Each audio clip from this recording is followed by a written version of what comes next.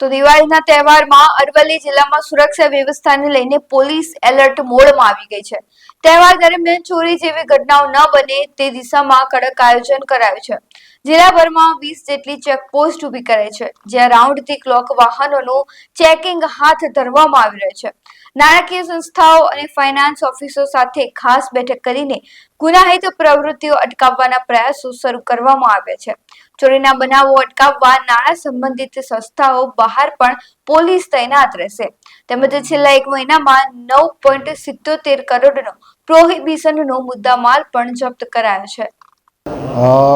દિવાળીના તહેવાર નિમિત્તે પોલીસ દ્વારા જે બંદોબસ્ત જે પ્રકારનું આયોજન કરવામાં આવ્યું છે એમાં સૌથી પહેલાં તો જે ટાઉન એરિયા છે, ખાસ કરીને મોડાસા છે, ધનસુરા છે, બાયડ છે, ભિલોડા છે, ત્યાં અમે ખાનગી ડ્રેસમાં પણ જે નાણાકીય સંસ્થાઓ છે ત્યાં પોલીસ રાખવામાં આવી છે।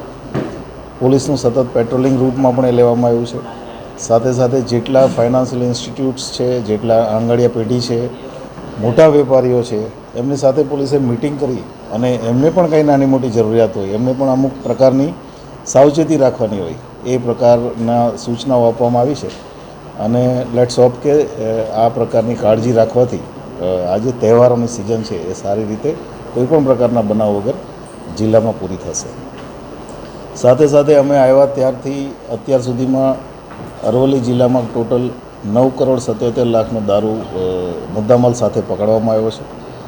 જિલ્લામાં દિવાળી સંદર્ભે ખાસ અલગ અલગ સ્ટ્રેટેજિક જગ્યાઓ પર 20 ચેકપોસ્ટ ઊભી કરવામાં આવ્યું છે અને એ ચેકપોસ્ટમાં વાહનોનું ચેકિંગ અને કોઈપણ પ્રકારની ગેરકાયદેસર પ્રવૃત્તિ હોય તો એનું ચેકિંગ થઈ રહ્યું છે અત્યારે, અને આ કાર્યવાહી સતત ને સતત ચાલુ રહેવાની છે।